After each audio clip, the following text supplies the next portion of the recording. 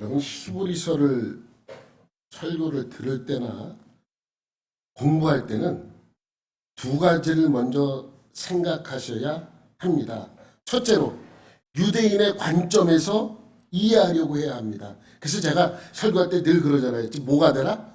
유대인이다. 유대인이다. 막 이렇게 말씀하신 이유도 여기에 있는 거예요. 유대인의 관점에서 이것을 바라보면 쉽게 이해가 됩니다. 왜냐하면 히브리서는 다른 성경도 마찬가지겠지만 다른 성경보다도 더 유대인의 관습과 문화, 신학적인 바탕으로 쓰여졌기 때문입니다. 여러분, 우리나라 사람은 이 얘기하면 금방 알아들어. 외국 사람은 그 말이 무엇인지 몰라요. 야, 찬물도 위아래가 있어. 외국 사람은 그 말이 뭔지, 야, 찬물이 어디가 위고 어디가 아래야? 우리는 뭐예요, 우리는 찬물이 위아래. 그러면, 알잖아요, 벌써. 건방지게 이 얘기 아니에요. 근데 외국 사람은 찬물도 위아래 그러면 찬물이 위아래 잘 모른단 말이죠. 그러니까 우리가 유대인이 되어서 이것을 바라보면 좀 더 쉽게 알아질 수 있습니다. 두 번째로 히브리서는 그런 유대 문화를 가지고 있는 유대인들이 그리스도인이 이제 되었어요. 근데 그리스도인이 되었는데 네로 황제의 기독교 핍박과 박해 때문에 다시 유대교로 돌아가서 사느냐 아니면 끝까지 신앙을 지켜 죽느냐의 갈림길에서 고민하는 자리에 있어야 합니다. 무슨 말씀인지 아시겠죠? 그래서 히브리서는 유대 문화와 유대교 교리를 이해하고 당시 사회적 배경을 이해를 한다면 더 쉽게 이 히브리서를 이해할 수 있습니다. 히브리 기자는 유대교의 신앙관, 그러니까 구약적 신앙관을 초보신앙이라고 했습니다. 구약에 갖고 있던 그 신앙을 초보신앙이에요. 초보신앙. 그리고 그런 초보신앙에서 벗어날 것을 설명합니다. 이렇게 초보신앙에서 벗어나 성령의 은혜를 체험하고 예수 그리스도의 신앙관을 가졌던 사람이 그것을 버리고 다시 어디로 돌아가요? 초보신앙으로 돌아간다면 다시 돌아올 수 없다고 하는 것입니다. 이유는 뭐예요? 예수님을 십자가에 몇 번 못 박아야 되기 때문에 2번 못 박아야 하기 때문에 그렇다고 설명하고 있습니다. 그러면서 8절까지 6장 8절까지 아주 무섭고 강하게 설명합니다. 8절 마지막 절 8절 만일 가시와 엉겅퀴를 내면 버림을 당하고 저주함에 가까워 그 마지막은 불사름이 되리라. 강하잖아요. 무섭잖아요. 그런데 오늘 9절 말씀부터 갑자기 바뀌어요. 어떻게 바뀌어요? 부드럽게.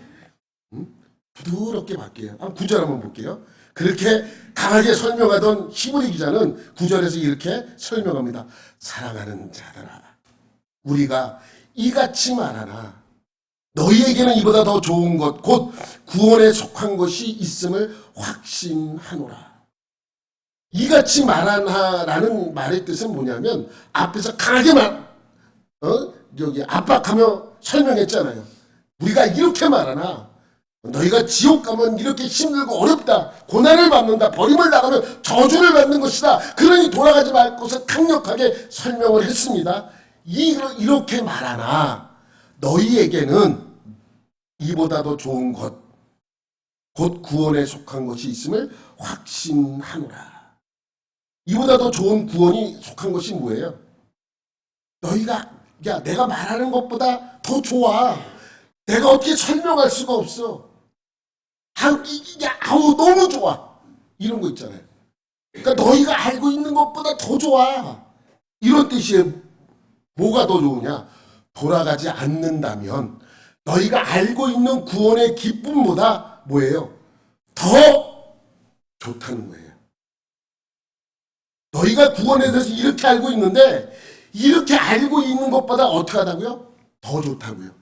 내가 이렇게 너희가 다시 초보의 신앙으로 돌아가서 예수를 버리고 구약적 신앙으로 돌아가서 망한다고 이렇게 말하고 있으나 너희가 알고 있는 그 구원에 그것보다 더 좋은 것이 있다는 것을 내가 너희에게 설명한다라고 이야기하고 있는 것입니다.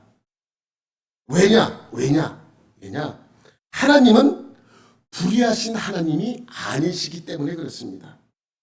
하나님은 어떠한 하나님이 아니시라고요? 불의하시 않으시대요. 의로운 하나님이시래요. 그러니까 내가 이만큼 하면 이만큼보다 더 좋은 것으로 우리에게 갚아 주신다는 것입니다. 그것이 바로 10절에 설명하는 거예요. 10절 말씀 보면 하나님은 불의하지 아니하사, 우리 다 같이 시작. 하나님은 불의하지 아니하사 너희 행위와 그의 이름을 위하여 나타낸 사랑으로 이미 성도를 섬긴 것과 이제도 섬기고 있는 것을 잊어버리지 아니하시느니라. 여기서 행위라고 나와요. 이 행위가 어떤 행위일까요? 어떤 행위? 여기서의 행위는 우리가 알고 있는 선한 행위 아니면 율법적인 행위 이런 것이 아닙니다. 히브리서 사람들한테 이야기하는 행위니까 율법적인 행위가 아닐까라고 생각할 수 있어요. 그래서 이 행위라는 자체 단어로만 보면 선한 행위나 율법의 행위처럼 느껴질 수 있습니다. 여기서는 아니에요.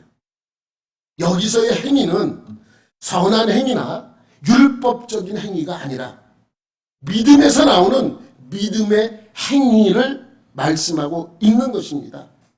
믿음의 행위. 여러분, 오늘 설교 제목이 뭐예요? 설교 제목이 오래 참고 기다림. 원래 오늘 설교 제목이 뭐였냐면 믿음의 행위였어요. 믿음의 행위. 여러분, 왜 믿음의 행위인가? 왜 믿음의 행위인가? 믿음의 행위, 왜 이 행위가 믿음의 행위를 뜻하는 것인가? 그럼 믿음의 행위가 무엇입니까? 믿음의 행위가 뭐예요? 여러분이 알고 있는 믿음의 행위, 선한 행위, 율법의 행위 비슷해요. 다 행위예요. 내가 어떤 것을 행위하는 거예요. 내가 취하는 거예요. 이건 행위라 그러는데 믿음의 행위는 과연 무엇인가? 10절 다시 한번 넘기면 너희 행위와 그의 이름을 위하여 나타낸 사랑이에요. 그의 이름을 위하여. 그의 이름을 위하여 행한 모든 행위를 무엇이다?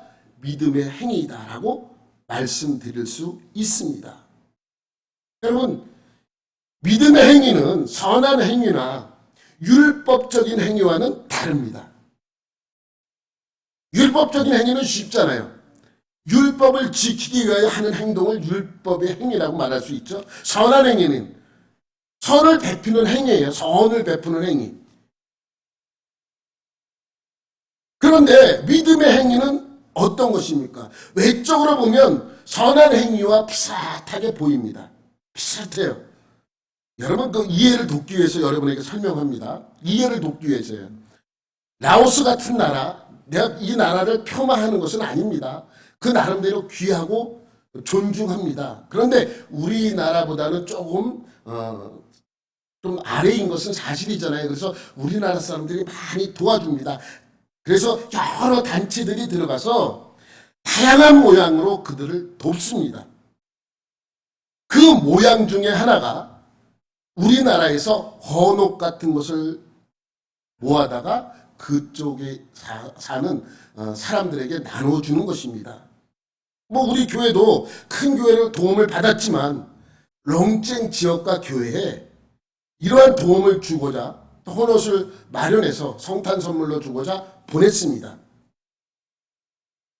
여기서 일반 단체들도 헌옷을 모아서 지역에 보내요. 그러면 그 지역 사람들에게 나눠줍니다. 우리도 같아요. 교회에서도 똑같이 헌옷을 모아다가 그쪽 지역에 있는 지역과 교회에 나눠줍니다. 뭐가 다릅니까?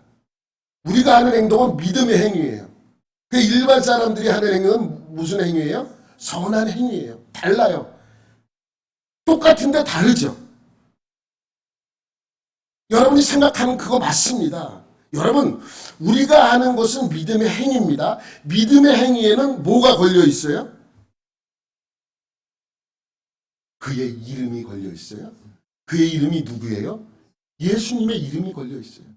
예수님의 이름이 걸려 있는 모든 것들은 믿음의 행위라고 말씀드릴 수 있습니다. 그러니까 여러분이 교회에 참석한다? 이거는 선한 행위가 아닌데. 아니에요. 이런 행위, 교회 예배에 참석하는 행위도, 교회에 봉사하는 행위도, 성도들을 섬기는 모든 행위도 믿음의 행위라고 말할 수 있는 거예요. 선한 행위만 어떠한 예수를 믿으니까 하는 행동이 아니라 그 외에 예수를 믿으니까 하는 모든 행위, 예배를 드리고 기도하고 찬양하고 봉사하고 섬기는 성도들을 섬기는 모든 행위입니다.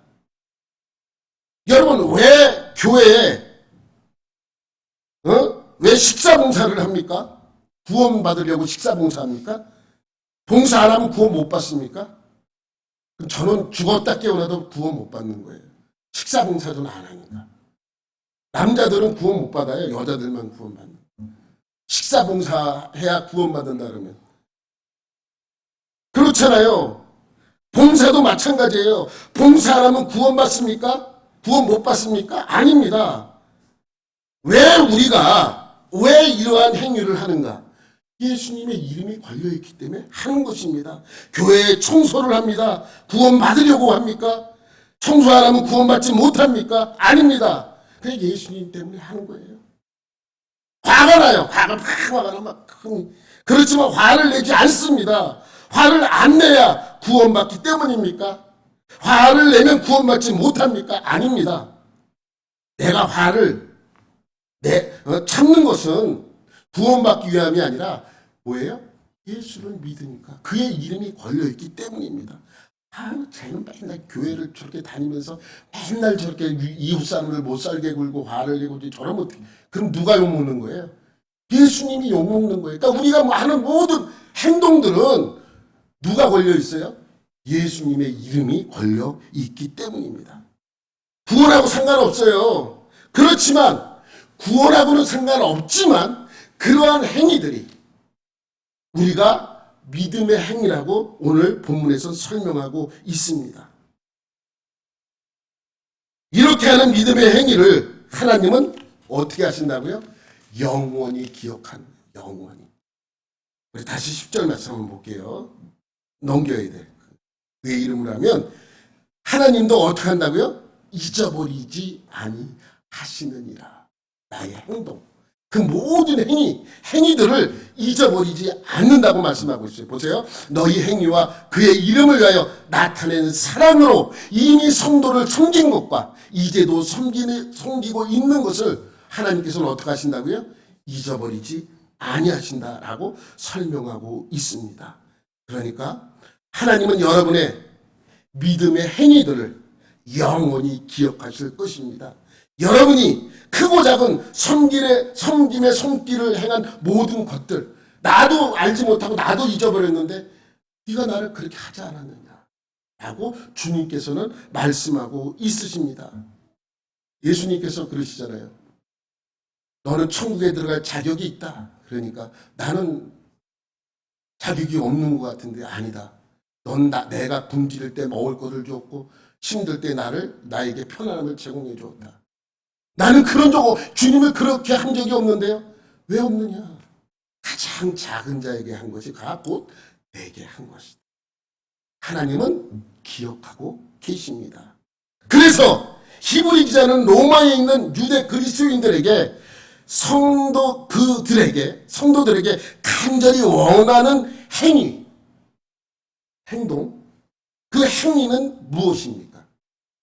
지금 너희의 행위와 그의 이름을 위하여 섬긴 모든 것들을 하나님이 잊지 않으신대요. 그러면서 11절, 12절 말씀에 이렇게 말씀하고 있습니다. 우리가 간절히 원하는 것은 히브리 기자가 로마에 있는 유대 그리스도인들에게 간절히 원하는 것은 무엇입니까? 너희 시작 너희 각 사람이 동일한 부지런함을 나타내어 끝까지 소망의 풍성함에 이르러 게으르지 아니하고 믿음과 오래 참음으로 말미암아 약속들을 기업으로 받는 자들을 본받는 자 되게 하려는 것이니라. 히브리 기자가 유대 그리스도인들에게 간절히 원하는 것이 무엇입니까? 넘겨보세요. 한 장면. 부지런함입니까? 부지런함으로 교회도 봉사하고 부지런함으로 예배도 열심히 참석하고 부지런함으로 하는 모든 것들입니까? 아니면 넘겨보세요. 소망의 풍성함이 있기를 원해서입니까? 아니면 게으르지 아니하기를 원해서 하는 것입니까? 아니면 믿음입니까? 예? 무엇입니까? 여러분 여기서 이 히브리 기자가 로마 교인들에게 원하는 것은 믿음도 아니고 부지런함도 아니고 소망의 풍성함도 아닙니다. 게으르지 아니하는 것도 아닙니다. 뭐예요? 넘겨보세요. 끝까지와 오래 참음입니다. 끝까지 오래 참음. 나는 너에게 원하는 것이 끝까지 오래 참는 것을 원한다. 끝까지 오래 참는 행위. 여러분 참는 것도 한도가 있잖아요. 참을 자 3개면 살인도 면한다. 3번만 참으라 그러는 거야. 3번만. 3번만 참아요? 3번도 참기 힘들다는 이야기입니다. 그런데 여기서는 어느 때까지 참으라고 말씀하고 있어요? 끝까지. 이거 참 어렵습니다. 끝까지 오래 참 기다림. 이것이 힘든 거예요. 여러분 믿음은요 기다림입니다. 우리는 항상 급해요. 오늘 기도하면 언제 응답받아야 돼요? 내일 응답받아야 돼요. 내일. 오늘 기도하면 내일 응답받아야 돼요. 여러분 기도하면 응답받을 때까지 기다리는 것이 믿음이에요. 여러분 보세요. 오늘 본문에서 오래 참음으로 기다림으로 얻는 것이 무엇입니까? 이들이 오래 참아서 끝까지 오래 참아서 얻는 것이 무엇입니까?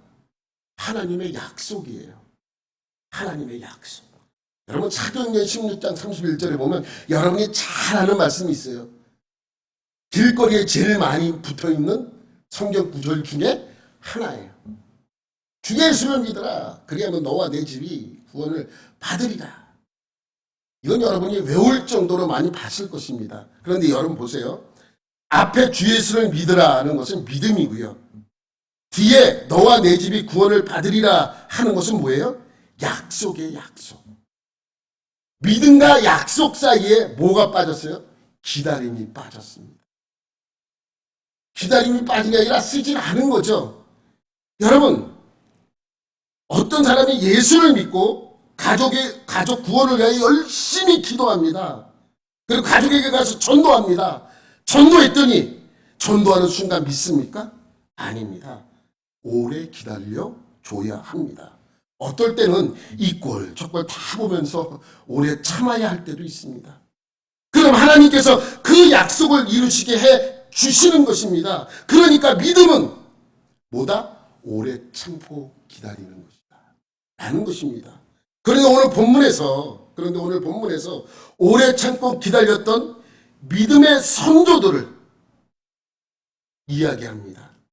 믿음의 선조들도 역시나 기다려서 그 약속을 받아내었다는 것을 말씀하고 있어요. 그게 12절 말씀이에요. 12절 말씀. 시작. 게으르지 아니하고 믿음과 오래 참음으로 말미암아 약속들을 기업으로 받는 자들을 본받는 자 되게 하려는 것이니라. 약속들을 기업으로 받는 자들. 과거에 있었던 많은 믿음의 선조들이에요. 그 사람들처럼 그 믿음의 선조처럼 너희들도 그들을 본받는 자들, 오래 참고 기다리는 자가 되어라 라고 설명하고 있습니다. 누구처럼요? 구약의 많은 사람들입니다. 그들이 오래 참음으로 소망을 가지고 믿음으로 기다렸더니 약속을 하나님의 약속이 완성되어지더라 라는 말씀입니다. 그러면서 한 사람을 언급해요. 많은 사람이 그렇게 했지만 여기서는 오늘 본문에서는 한 사람이 언급이 돼요. 누구예요? 그렇죠. 13절 한번 볼게요. 13절 보면 하나님이 아브라함에게 약속하실 때, 그래서 그 많은 사람 중에서 누구를 예를 드는 거예요? 아브라함을 예를 드는 거예요. 아브라함도 이 약속을 하나님께서 약속을 하셨는데 넘겨봐봐요. 15절에 보면 하나님이 아브라함에게 약속하실 때에, 그리고 15절로 넘어가면 그가 이같이 오래 참아 약속을 받았느니라. 이같이 오래 참은 것이 14절 하반절부터 14절까지의 말씀이에요. 그러면 이 아브라함과의 약속은 무엇이며 얼마를 기다렸는가? 무엇을 약속하셨으며 아브라함은 과연 얼마를 기다렸는가? 여러분, 히브리인들에게, 유대인들에게 이 정도만 얘기하면 무엇을 얘기하려는지 이미 알아요. 우리는 잘 몰라. 우리는 몰라요. 외국 사람에게 야 찬물도 위아래가 있어 라고 하면 뭘 알아듣듯이 우리는 잘 몰라. 물론 아는 사람도 있어요. 성경 많이 보신 분들은 알겠지만 성경을 잘 모르고 또 성경을 많이 보지 못하신 분은 이것이 무엇을 말하는지 잘 몰라요. 그러나 히브리인들은 알기 때문에 이 정도 설명하면 많이 한 거예요. 무엇을 약속했습니까? 가리켜부터 시작. 가리켜 맹세할 자가 자기보다 더 큰 이가 없으므로 자기를 가리켜 맹세하여 이르시되 내가 반드시 너에게 복주고 복주며 너를 번성하게 하고 번성하게 하리라 하셨더니, 여러분 이 말씀을 보면 이해하시는 분도 있어요. 이해 못하시는 분도 있을 것입니다. 그래서 여러분에게 다시 요 아브라함의 이야기를 해야 됩니다. 여러분 아브라함의 이야기는 창세기에 있어요. 아브라함을 가리켜 뭐라 그래요? 믿음의 조상이라고 우리는 이야기를 합니다. 아브라함이 원래는 이름이 아브라함이 아니었어요. 무슨 이름이었습니까? 아브람. 이름이 바뀌기 전에 아브람이었어요. 아브람은 데라의 아들입니다. 그가 어느 정도 성장해서 사레라는 아내를 얻었습니다. 그런데 그들 사이에는 아직 아이가 생기지 않았어요. 여러분, 당시 아기가 없다는 것은 심각한 문제예요. 자기의 후손이 없다는 이야기입니다. 그런데 그때 하나님께서는 아브라함에게 나타납니다. 그리고 갈대아 우르에 사는 아브라함에게 이렇게 말씀하십니다. 너는 너의 고향과 친척과 아버지 집을 떠나 내가 너에게 보여줄 땅으로 가라 라고 말씀을 하죠. 가면 어떻게 한다고요? 가면 그게 2절부터 12장 2절부터 설명하고 있어요. 우리 2절 3절 시작. 내가 너로 큰 민족을 이루고 내게 복을 주어 내 이름을 창대하게 하리니 너는 복이 될지라. 너를 축복하는 자에게는 내가 복을 내리고 너를 저주하는 자에게는 내가 저주하리니 땅의 모든 족속이 너로 말미암아 복을 얻을 것이라 하신지라. 여러분, 처음으로 네가 내가 지시할 땅으로 가면 첫 번째 약속은 뭐예요? 내가 너로 큰 민족을 이룬대요. 아직 자식이 한 명도 없는데. 그렇잖아요. 이미 이제 결혼하고 아기가 날 때가 좀 지난 것 같은데, 아기가 없는 상태에서 내 후손이 한 명도 없는 상태에서 야, 네 자손은 많아질 거야 하면 야, 진짜 그럴까? 한 명이라도 있었으면 좋겠다. 이런 생각이 들지 않겠습니까? 근데 하나님께서는 약속합니다. 내가 너로 큰 민족을 이루고, 여기서 큰 민족을 이루고 할 때 크게 오래 강조를 해야 돼요. 내가 너로 큰 민족을 이루고, 이 말씀을 아브라함과 하는 것입니다.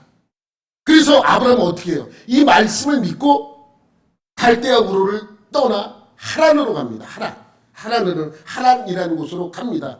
하란에서 아버지 데라가 죽고, 죽은 이후에 그곳을 떠나 가나안으로 갈 때의 나이가 75세라고 성경에 기록하고 있습니다. 그러면 12장 4절 한번 볼게요. 아브라함이 하란을 떠날 때에 75세였더라. 하란을 떠날 때, 그럼 갈대아 우로를 떠날 때의 나이는 몇 살쯤 됐을까요? 아니. 갈대아 우로에서 하나님을 만날 때 12장 1절의 말씀은 한 몇 살쯤 되었을 것 같아요. 그것을 떠나서 하란에서 터를 내리고 어느 정도 자리를 잡았어요. 근데 그곳에서 아버지 데라가 죽었어요. 그러자 다시 하나님께서는 이 아브라함을 가나안 땅으로 들여보내기 위하여 그것을 떠나라고 말씀합니다. 그래서 그것을 떠나서 가나안 땅으로 들어갔어요. 가나안 땅으로 들어갈 때, 하란을 떠나 가나안 땅으로 들어갈 때 나이가 몇 살이었다고요? 75세요. 그러면 하나님께서 12장 1절에 갈대아 우로에서 첫 번째로 아브라함을 만날 때의 나이는 한 몇 살쯤 됐을 것 같아요? 틀려도 돼요. 성경이 없어. 20살이라 그래도 되고 30살이라도 되고 50살이라고 해도 돼요. 왜? 성경에 나와 있지 않아. 다만 75세의 기록은 하나님을 떠날 때의 나이예요. 그래서 이보다는 젊었을 때 아마 만났을 거예요. 여러분은 몇 살 때인 것 같아요? 몇 살 때 하나님께서 처음으로 갈대아 우로에서 내가 지시할 땅으로 가라고 명령했을 것 같습니까? 50세? 60세? 늦어도 60세는 넘지 않았을까 이렇게 생각이 들어요. 갈대아 우로에서 하란으로 넘어갈 때의 나이가. 그리고 75세에 데라가 죽었으니까. 하여튼 75세 전이에요. 여러분이 생각하고 하고 있는 나이, 그것을 이제 오늘 계산을 해야 돼요. 계산 여러분 잘해야 돼요. 오늘은 좀 산수를 좀 하겠습니다. 나이 계산을 좀 할 거예요. 근데 75세 전이에요. 뭐 난 한 50대 전후, 60대 이하로 이렇게 보니까 뭐 그 정도 되지 않았을까 생각을 해봅니다. 왜냐하면 자식이 없을 때 사레라는 아내를 얻었는데 이미 자식이 없었고 때가 조금 지났을 때니까 한 그 정도 되지 않았을까 이렇게 생각이 되어집니다. 그러니 하나님께서 너는 너의 본토 친척 아버지 집을 떠나 내가 보여줄 땅으로 가라 할 그때, 그리고 내 이름을 창대하게 하게 되고 너는 복의 근원이 된다고 하는 그때 나이가 한 50세에서 60대로 보면 하나님께서 말씀하신 대로 이제 갈대아 우로를 떠나게 되는 거예요. 그래서 아버지 데라와 조카 롯을 데리고 떠납니다. 그리고 하란에 정착합니다. 한동안 살았어요. 아버지가 죽습니다. 그리고 75세가 되었을 때, 이건 정확해요. 왜? 성경에 나와 있기 때문에. 75세가 되었을 때 아버지가 죽고 하나님께서는 가나안 땅으로 그들을 인도하십니다. 이제 하나님이 약속한 젖과 꿀이 흐르는 가나안 땅에 들어갑니다. 그 땅은 나로 말미암아 생겨진 많은 후손들에게 주어질 땅이라고 말씀하고 있어요. 그러니까 하나님께서는 어떤 것을 약속하셨냐 하면 두 가지예요. 첫째, 이 땅을 내가 너에게 준다. 둘째는 너로 큰 민족을 이루게 하시겠다는 약속이에요. 두 가지 약속. 이 땅을 주며 이 땅을 가질 후손들, 큰 민족을 내가 너에게 주겠다. 이 두 가지 약속입니다. 그런데 이 두 가지 약속 중에 지금 아브라함에게 중요한 것이 뭐예요? 큰 민족을 이루려면 뭐가 있어야 돼요? 자식 한 명이라도 있어야 되는데 한 명도 없어. 여러분, 아무리 하나님께서 그래 이 땅 다 네 거야. 그때는 창과 칼로 남의 땅을 빼앗을 때니까 아무리 준다 한들 아브라함이 그 땅을 차지할 수가 없어요. 왜? 그 땅에서 살 후손들이 없기 때문에.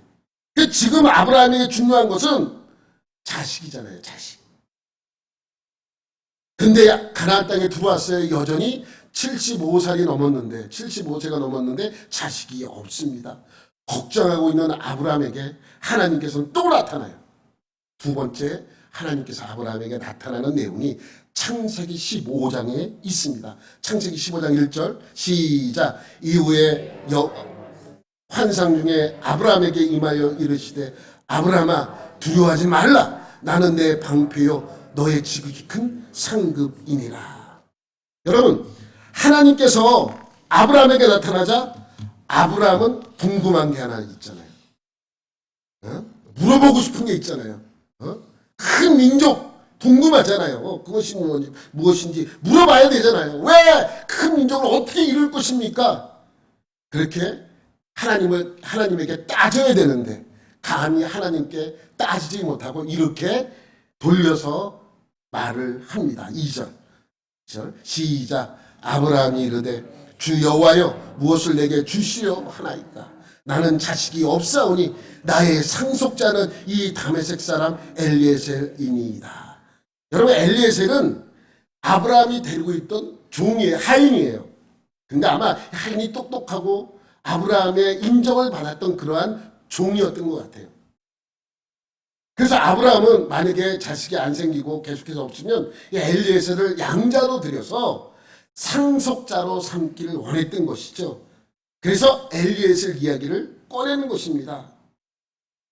하나님께서는 뭐라고 말씀하세요? 이 말씀을 듣고, 이 이야기를 듣고 아니라 엘리에셀이 아니다 라고 하십니다. 그리고 뭐라고 말씀하시냐면 너의 상속자는 네 몸에서 난 자라야 가능하다.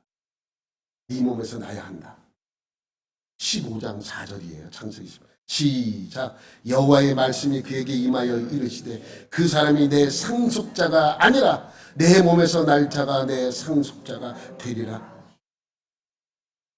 그리고 5절에서 뭐라고 말씀하냐면 그 네 몸에서 날 네 상속자가 후손이 하늘의 별과 같이 많아진대요. 5절 말씀 시작. 그를 이끌고 밖으로 나가 이르시되 하늘을 우러러 무뼈를 살 수 있나 보라. 또 그에게 이르시되 내 자손이 이와 같. 뭐 줘야 아무것도 없는데 지금 잠깐 뭐 별, 하늘의 별 뭐. 근데 아브라함이 그 약속을 믿어요. 6절 말씀 시작. 아브라함이 여호와를 믿으니 여호와께서 이를 그의 의로 여기시고. 아브라함은 하나님의 약속을 믿었습니다. 그리고 그 약속으로 하나님과 더불어 언약을 맺어요. 3년 된 암소, 3년 된 암염소, 3년 된 수량, 그리고 산비둘기와 쥐비둘기를 가져다가 둘로 쪼개서 하나님과 약속을, 언약을 맺습니다. 이것이 첫 번째 약속에 대한 공증이죠. 첫 번째 12장에 약속했죠. 그리고 15장에서 쪼개서 언약을 맺어요. 그러니까 이것은 계약서를 쓴 거나 마찬가지예요. 공증한 거죠. 근데 그러한 공증 끝나고 나서 몇 년이 지났는데 애가 생기지 않습니다. 이미 75살에 가나안 땅에 들어왔던 이 아브라함은 이미 몇 년이 지났기 때문에 한 80쯤 됐을 거예요. 근데 약속이 아이가 안 생겨요. 두 번째 약속한 지도 지금 몇 년이 지났는데 아이가 생기지 않습니다. 그러면서 아브라함이 이제 85세가 되었어요. 그러니까 두 번째 약속한 지 10년이 지났습니다. 여전히 아들이 없어요. 누가 제일 불안해요? 사례가 불안합니다. 이상하다. 저 사람 몸에서 난 자라야 가능하다 그랬으면 애가 생겨야 되는데 생기잖아요. 그래서 선택한 것이 뭐예요? 몸종으로 있던 이집트 여인, 애굽 여인 하갈을 아브라함의 첩으로 드리는 거예요. 그래서 아브라함에게 이야기합니다. 아브라함은 거절할 이유가 없어요. 또 하나의 아내가 생기니까 허락을 해줍니다. 그래서 낳은 자식이 누구예요? 이스마엘이에요. 이스마엘은 몇 살에 나요? 86세에 낳겠죠. 85세에 그러한 일이 있었고 86세가 되어서 이제 이스마엘이라는 아들을 낳게 됩니다. 창세기 16장 16절 말씀입니다. 시작. 하갈이 아브라함에게 이스마엘을 낳았을 때에 아브라함이 86세였더라. 여러분 50세쯤 되어서 첫 약속을 받았어요. 80세쯤 되어서 두 번째 약속을 받았습니다. 그리고 86세에 이스마엘을 낳았어요. 그리고 하나님은 아무 말씀이 없어요. 몇 년 동안? 13년 동안. 그러니까 아브라함 마음에는 누가 후계자예요? 상속자예요. 이스마엘이에요. 13년 동안 이스마엘을 후계자, 상속자로 여기며 살았어요. 이스마엘 하나밖에 없으니까. 86세에 이스마엘을 낳아서 13년이 지나면 아브라함이 이제 몇 살 되었다는 거예요? 99세. 계산 잘해야 돼요. 99세예요. 100세 아니에요 아직. 99세가 되었어요. 13년 동안 이스마엘을 상속자로 알고 살아왔는데, 그런데 하나님께서는 아브라함에게 나타나서 뭐라고 말씀하세요? 이스마엘이 상속자가 아니래요. 종의 몸에서 난 자가 아니래요. 사례의 몸에서 난 자라야 한다고 말씀합니다. 그리고 세 번째로 약속을 하시고 확증시켜 주십니다. 그것이 할례예요. 하나님께서 세 번째 아브라함에게 나타나서 약속을 다시 한번 확증시켜줘요. 그게 할례예요. 두 번째는 짐승을 쪼개서 약속을 맺었지만, 세 번째는 사람의 표피, 할례를 받으라고 말씀합니다. 그래서 모든 남성들은 다 할례를 행하라고 말씀합니다. 그리고 이름을 그때 바꿔줘요. 몇 살 때? 99살 때. 아브라함이라고 하지만 이제부터 뭐라고 하라? 아브라함이라고 하라. 사례도 이름을 바꿔줘요. 뭐라고요? 사라로 바꿔주십니다. 이제 아브라함의 나이가 99세고 10살 적은 사라의 나이가 89살입니다. 그리고 이스마엘도 13살이 되었습니다.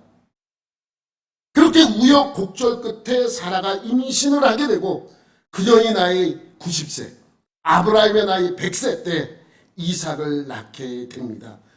이삭은 하나님의 약속의 자녀예요. 50살 때 약속받은 약속이 100살 때 받았다면 이미 50년이 지났잖아요. 그런데 아직 이삭이 약속의 자녀로 확증받지 못합니다.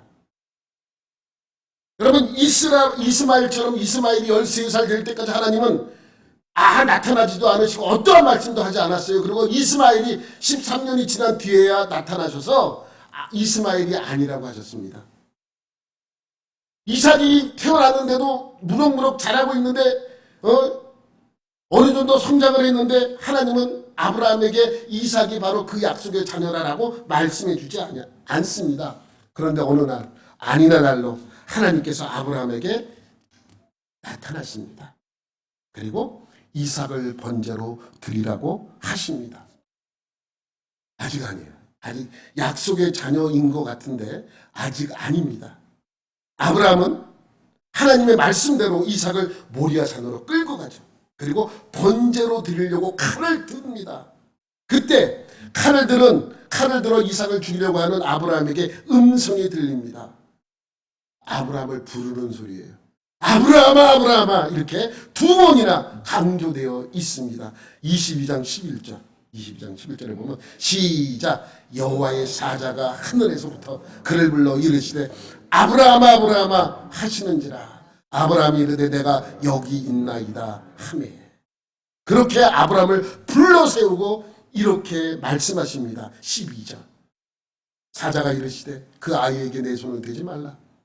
그에게 아무 일도 하지 말라. 내가 내 아들 내 독자까지도 내게 아끼지 아니하였으니. 내가 언제? 이제야 내가 하나님을 경외하는 줄을 아노라. 이제야 인정한다.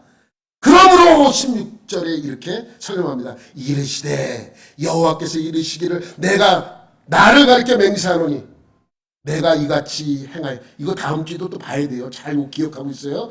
하나님이 누굴 두고 맹세를 해요? 자신을 두고 맹세. 다음 주에요, 여러분에게.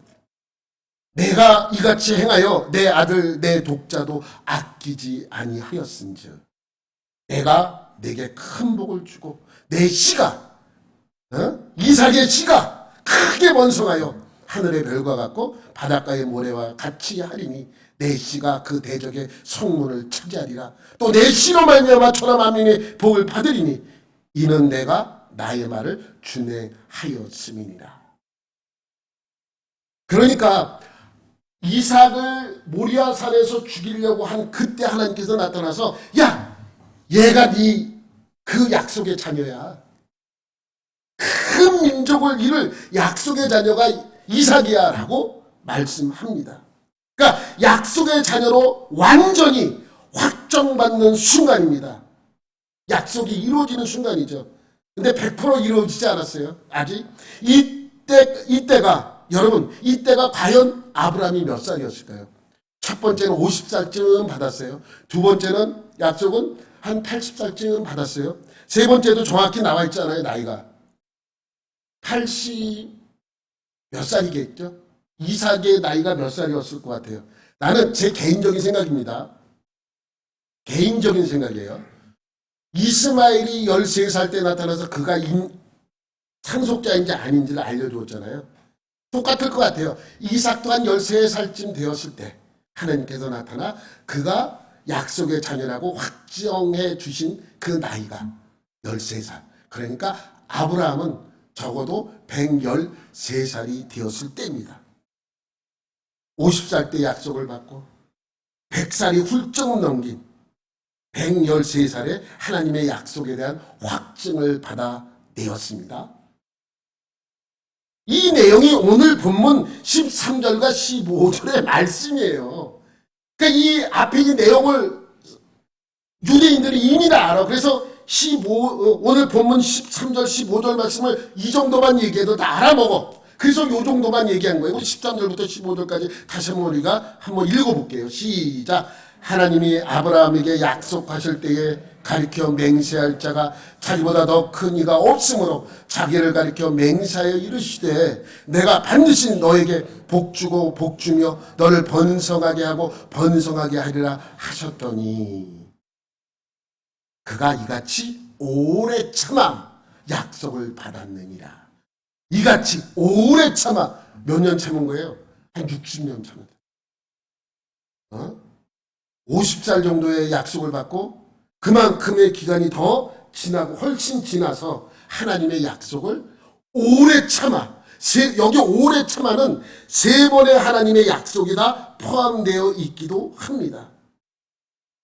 그러니까 이 13절부터 아브라함을 예를 든 것은 12절, 그러니까 6장 12절 말씀을 보충해 준 거랑 마찬가지예요. 12절에 아까 뭐라 그랬습니까? 12절 우리 다시 한번 보면 게으르지 아니하고 믿음으로 오래 참음으로 말미암아 약속들을 기업으로 받은 자들을 본받는 자 되게 하려는 것이니라 라고 하면서 이 사람들 중에 대표로 아브라함을 선택해서 아브라함을 설명한 거예요. 아브라함도 오래 참고 기다리지 아니하였느냐 라고만 해도 유대인들은 어떻게 한다고요? 알아먹어. 우리는 그게 무엇인가? 이렇게 생각하겠지만 그러니까 이미 유대인들은 뭘 생각하고 있는 거예요? 그걸 생각하고 있는 거예요. 젊었을 때 하나님께 나타나서 아버지 집을 떠나라고 했을 때의 나이와 또 가나안 땅에 들어와서 하나님께서 약속했던 그 약속의 시간과 마지막으로 이삭이 태어나서 이삭이 어느 정도 성장했을 때 하나님께서 이삭을 바치라고 한 그 순간을 이미 다 알고 있어요. 그리고 하나님이 약속을 받아낸 그 순간까지의 그 기간을 다 알고 있습니다. 그러니까 아브라함도 오래 참지 않았느냐. 이 설명을 아브라함만 그렇게 한 것이 아니라 아브라함을 예를 들어서 설명한 거예요. 그래서 11장이 이해가 돼야 돼요. 11장이 뭐예요? 믿음의 조상이 그 모든 사람들이 뭐예요? 믿음이 다 기다림이라고 설명하고 있는 거예요. 여러분, 아브라함은 하루아침에 약속을 받아내고 그 다음날 이루어지지 않았어요. 평생을 그 약속을 믿고 살아왔고 나중에도 그 약속의 자녀를 죽일 만큼 하나님에 대한 모든 것을 맡길 때 하나님께서 그를 들어서 믿음의 후손을 상속자로 삼아 주셨다는 것을 알 수 있습니다. 그러니까 이 말씀은 무슨 말씀이에요? 아브라함과 또 믿음의 사람들은 오래 참고 기다려서 약속을 기업으로 받아냈다는 의미입니다. 약속은 하루아침에 이루어지지 않습니다. 반대로 생각하면 하나님의 약속은 아무리 오래되어도 반드시 이루어진다라는 의미의 말씀입니다. 다만 시간이 오래 걸릴 뿐입니다. 여러분, 기다리는 것도 뭐라고요? 믿음입니다. 기다리는 것도 뭐라고요? 믿음이죠. 오래 참는 것도 믿음입니다. 하나님께서 반드시 응답해 주십니다. 오래 참고 기다려야 약속을 받을 수 있습니다. 기다려야 약속을 받는 거예요. 약속을 받기 전에 떠나면 약속을 받지 못합니다. 약속을 받기 전에 떠나면 약속이 이루어지지 않습니다. 많은 사람들이 이것을 못해요. 뭘 못한다고요? 기다리는 것, 오래 참는 것. 하나님은 언제나 우리와 약속한 그 약속을 응답해 주십니다. 언제? 기다려야, 오래 참아야 약속해 주신다고 말씀하고 있습니다. 여러분, 하나님께 기도하고 받은 모든 약속이 오늘도 흔들리지 않고 믿음으로 오래 참고 기다리며 응답받는 여러분들이 되시기를 예수님의 이름으로 축원합니다. 하나님 아버지 감사합니다. 오늘도 이 말씀 가운데 우리와 약속하신 하나님의 약속의 말씀들이 이루어지는 응답받을 때까지 하나님에서 주시는 은혜를 참고 기다리며 오래 참는 우리 성도들이 되길 간절히 원합니다. 그러한 은혜를 우리 모두에게 베풀어 주옵소서. 감사드리며 예수님의 이름으로 기도드립니다. 아멘.